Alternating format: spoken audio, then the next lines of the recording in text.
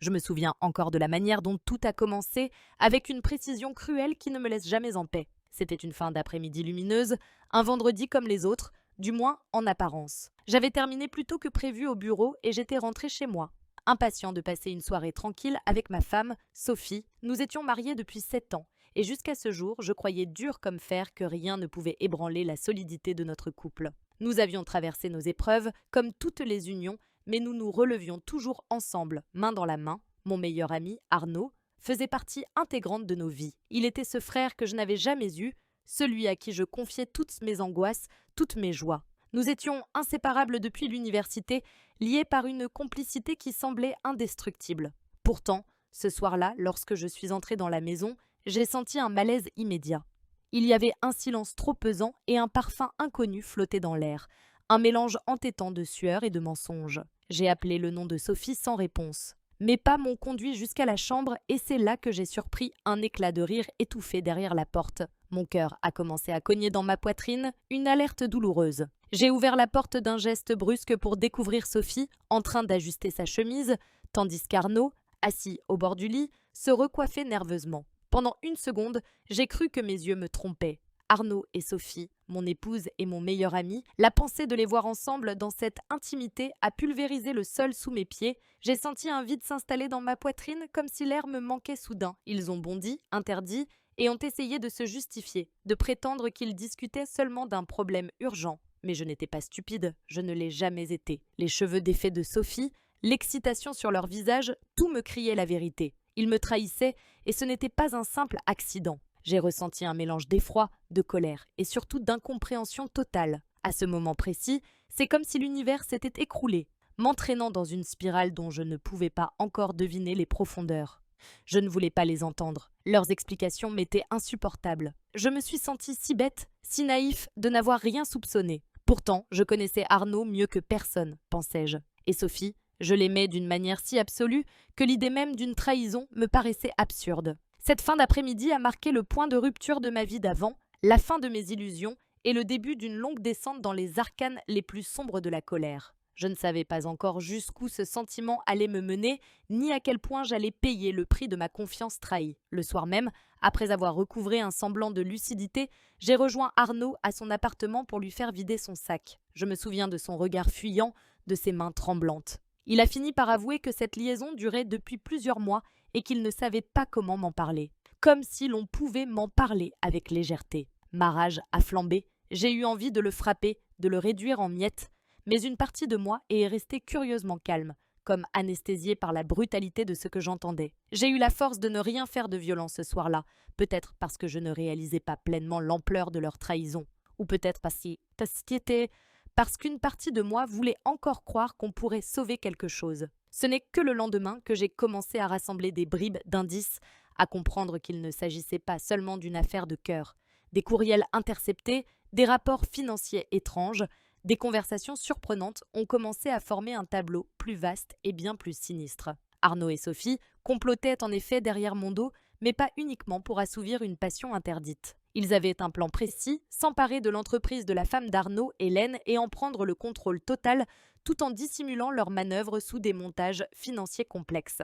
J'ai découvert que Sophie, sous couvert de ses compétences en droit, organisait une opération de rachat frauduleuse visant à pousser Hélène dehors. Arnaud, lui, tentait de manipuler les relations professionnelles et de saboter la réputation de sa propre épouse pour la contraindre à vendre ses parts à un prix dérisoire. C'était à la fois sordide et absurde. Je n'arrivais pas à comprendre ce qui avait pu les pousser à trahir ainsi non seulement leurs conjoints respectifs, mais aussi un sens fondamental de l'éthique. L'amour, l'argent, le pouvoir, tout semblait confus et terriblement décadent. J'étais dégoûtée, meurtrie, et je ne savais pas encore que cette découverte n'était que la première d'une longue série de révélations. Ma priorité première a été de contacter Hélène. Je la connaissais depuis presque aussi longtemps que je connaissais Arnaud. Je l'appréciais beaucoup et je trouvais inconcevable qu'elle puisse être la victime d'une manigance si ignoble. Au début, elle a eu du mal à croire ce que je lui racontais. Elle se disait que j'étais peut-être sous le coup d'une jalousie maladive. Pourtant, lorsque je lui ai présenté les preuves, copies d'emails, relevés de comptes suspects, documents juridiques, elle a pâli et son visage s'est figé dans une expression de sidération. Nous avons passé des heures à tout analyser ensemble. Nous nous sommes aperçus qu'elle était tout près de signer un accord qui l'aurait définitivement privée de ses droits sur son entreprise. Hélène était au bord de la crise de nerfs. Elle aimait son entreprise, l'avait fondée et développée avec passion, et se retrouvait prise dans un guet-apens tendu par son propre mari et ma propre femme. Au fil de nos échanges, j'ai ressenti un profond sentiment de culpabilité, même si je n'étais pas directement responsable de leur magouille. J'avais l'impression d'avoir laissé ce plan diabolique germer sous mon toit sans rien voir venir. Hélène, elle, alternait entre la colère et le chagrin. Elle avait cru en Arnaud, l'homme qu'elle avait épousé par amour, qui se transformait soudain en ennemi. Sa douleur résonnait en moi, car je partageais ce sentiment d'avoir été trahi par la personne en qui j'avais le plus confiance. À deux, nous avons décidé de ne pas nous laisser abattre. Il n'était plus question de jouer les victimes silencieuses.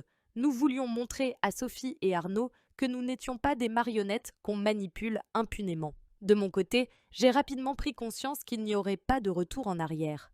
Sophie m'avait menti, humiliée, et pire encore, elle avait détruit l'équilibre que je croyais solide entre nous. Dans mes pensées, j'essayais de deviner à quel moment elle avait commencé à se lasser de moi. Avais-je été trop gentil, trop confiant ?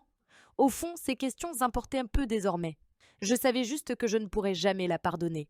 Elle avait piétiné ma dignité, et cela suffisait pour me convaincre que la seule issue possible serait la vengeance. J'ignorais encore sous quelle forme elle se manifesterait, mais je sentais déjà en moi l'ivresse de la revanche qui me parcourait les veines. Nous avons aussitôt pris contact avec un avocat de confiance, un ancien camarade d'université d'Hélène. Nous lui avons exposé la situation, documents à l'appui. Il était choqué par l'audace de Sophie et d'Arnaud, mais il nous a également prévenu que la bataille pourrait être longue et éprouvante. Nous devions faire preuve de la plus grande prudence, car Arnaud et Sophie étaient visiblement prêts à tout pour arriver à leur fin. Cependant, l'avocat y voyait aussi une opportunité. Si nous parvenions à prouver la fraude et les intentions malveillantes qui l'accompagnaient, nous pourrions non seulement les arrêter, mais aussi obtenir réparation. Le plan était en marche. Hélène a immédiatement bloqué toute transaction relative à ses parts dans l'entreprise. Puis nous avons mis en place une surveillance discrète des communications entre Arnaud et Sophie. Moi qui me sentais déjà dévastée, je n'ai pas pu m'empêcher de m'infliger la douleur de lire leurs messages clandestins où ils évoquaient leurs projets, mais aussi leurs relations adultères. J'ai parfois eu la tentation de tout abandonner, de quitter la ville pour ne plus croiser leurs ombres. Mais chaque fois que cette faiblesse m'assaillait, je me rappelais la lueur de désespoir que j'avais vue dans les yeux d'Hélène, et je me souvenais de l'humiliation que Sophie et Arnaud m'avaient imposée. Il n'était pas question de s'enfuir, mais bien de lutter. Lorsque les preuves se sont accumulées, que nous avons enfin pu constituer un dossier solide, l'avocat a organisé une réunion avec les autorités compétentes. J'ai dû raconter les faits dans les moindres détails, expliquer comment j'avais découvert leur liaison, comment nous avions découvert leur plan machiavélique pour déposséder Hélène de son bien. La procédure judiciaire s'est enclenchée assez rapidement, contre toute attente. La police a perquisitionné l'appartement d'Arnaud et celui de Sophie. Les saisies informatiques ont parlé. Ils n'avaient même pas cherché à effacer leurs traces. Leur confiance arrogante dans la réussite de leur complot les avait rendus négligents. C'est ainsi qu'Arnaud et Sophie ont été arrêtés, menottés en pleine journée, sous le regard stupéfait de leurs collègues et de leurs voisins. D'un seul coup, je me suis sentie envahie par un sentiment de justice implacable, mais aussi par un vide immense. Une fois la nouvelle tombée, je me suis retrouvée dans un tourbillon médiatique dont je me serais bien passée. Les médias locaux ont flairé le scandale. Un couple d'associés qui se trahit mutuellement, un adultère qui se mêle à une tentative de prise de contrôle illégale. Les gros titres s'en sont donnés à cœur joie, et j'ai été harcelée de questions, d'invitations à témoigner sur divers plateaux de télévision. J'ai tout refusé. Ma priorité absolue était de protéger Hélène et de gérer la tempête judiciaire en cours. De toute façon, je n'avais aucune envie de m'épancher publiquement sur cette double trahison qui avait failli me détruire. Je voulais juste qu'on me laisse tranquille, qu'on me permette de panser mes blessures en silence. Malgré moi, j'ai gardé un œil sur les médias, notamment pour m'assurer qu'ils ne racontaient pas n'importe quoi. À ma grande surprise, Hélène n'a pas hésité à prendre la parole. Elle a accordé une interview poignante dans laquelle elle a révélé la souffrance d'une femme trompée, non seulement dans son intimité, mais aussi dans ses ambitions professionnelles. Sa force de caractère m'a bouleversée.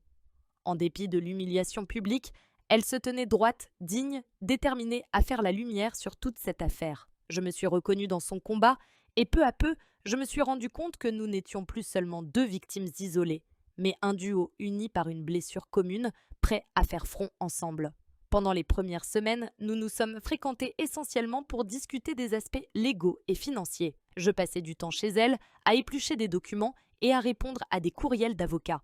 Nous partagions le même sentiment de trahison et cette proximité a doucement jeté les bases d'une relation différente, faite de soutien réciproque et de compréhension mutuelle. Je me suis surpris à sourire à nouveau en sa présence, à éprouver un bien-être inattendu lorsque nous parlions de tout et de rien, loin du chaos ambiant. Bien sûr, je savais que nous marchions sur des œufs. Elle restait l'ex-femme d'Arnaud et moi le mari de Sophie. Pourtant, cette situation nous semblait dérisoire face à l'intensité de ce que nous avions traversé. Sans nous en rendre compte, nous glissions peu à peu vers une complicité nouvelle, celle qui naît de la solidarité dans l'épreuve.